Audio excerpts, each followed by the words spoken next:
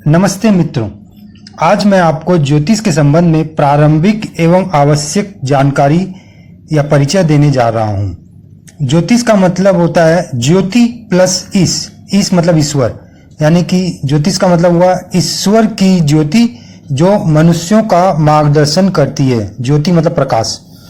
भगवान ने ही यह विद्या मनुष्यों को सिखाई थी आदिकाल में। ज्योतिष विद्या हमारे वेदों का ही एक भाग है। यह शास्त्र की श्रेणी में आता है। ग्रहों का मानव जीवन पर जो प्रभाव पड़ता है तथा उसके क्या फल हमें भविष्य में प्राप्त होंगे, वह फल शुभ भी हो सकते हैं और अशुभ भी हो सकते हैं। यह सभी जानकारियां हमें एकमात्र ज्योतिष शास्त्र से ही ज्ञात होती है।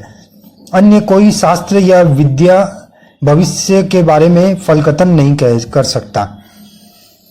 आकाश में दो प्रकार के प्रकाश पिंड दिखलाई पड़ते हैं। एक वे जो स्थिर रहते हैं अपनी ही जगहों पर, वे हिलते डुलते नहीं है, उन्हें नक्षत्र कहते हैं, तथा दूसरे जो निरंतर भ्रमण या घूमते रहते हैं उन्हें ग्रह कहते हैं। सूर्य की किरणों का प्रभाव जहां तक पड़ता है वह सौरमंडल या सोलर सिस्टम कहलाता है।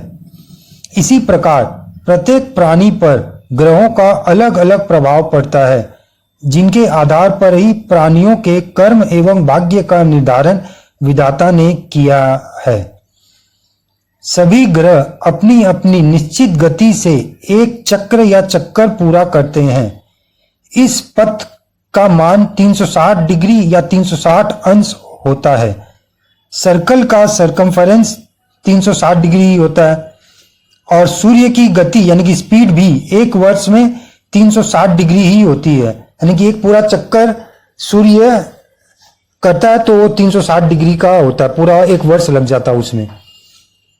ज्योतिष शास्त्र समझने के लिए मुख्यतः हमें 4 बातों को समझना आवश्यक है। वे हैं 12 राशियां, 12 भाव या 12 घर कुंडली के, 9 ग्रह और 27 नक्षत्र। इन चारों में ही संपूर्ण ज्योतिष शास्त्र समाया हुआ है। अब राशियां यह 12 होती हैं। 360 डिग्री को समान भागों में बांटने पर प्रत्येक राशि के 30 डिग्री या अंश होते हैं। 12 राशियों के नाम है, मेष से शुरू होते हैं। मेष, वृष, मिथुन, कर्क, सिंह, कन्या, तुला, वृश्चिक, धनु, मकर, कुंभ और अंतिम है मीन।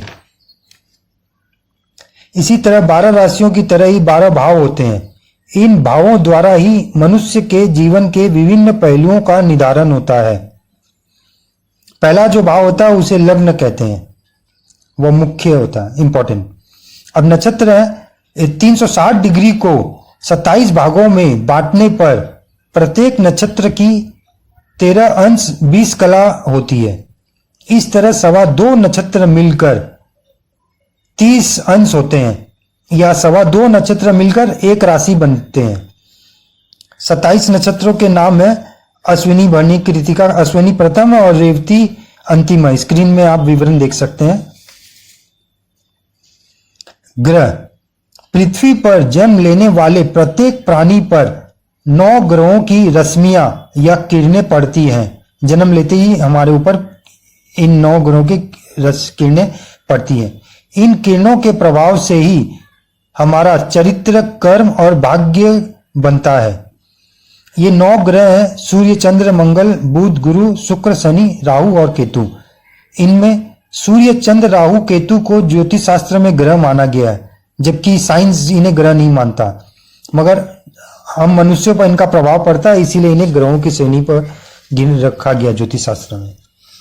सप्ताह के जो 7 दिन होते हैं वो इन्हीं 7 ग्रहों के नाम पर पड़े हैं, तथा अमावस्या राहु का दिन होता है और पूर्णिमा को केतु का दिन माना गया है।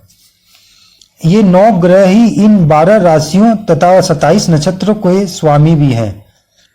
12 राशियों में सूर्य एवं चंद्र को एक एक राशि का स्वामित्व मिला है तथा राहु केतु को किसी भी राशि का स्वामित्व नहीं मिला, एवं शेष 5 ग्रह यानी कि मंगल, बुध, गुरु, शुक्र, शनि को 2-2 राशियों का स्वामित्व प्राप्त हुआ है। यह स्क्रीन पर आप देख सकते हैं।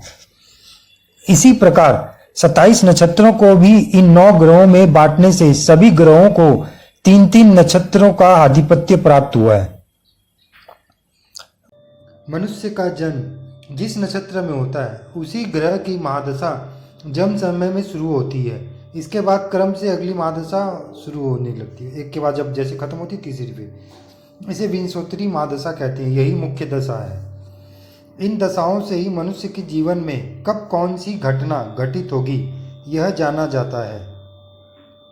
एग्जाम्पल चार्ट में देखिए, जो प्रथम पहला भाव है उसमें 6 नंबर लिखा है, तो 6 संख्या की राशि हो गई कन्या राशि, मतलब ये कन्या लग्न की कुंडली है। प्रथम भाव को लग्न भी कहते हैं।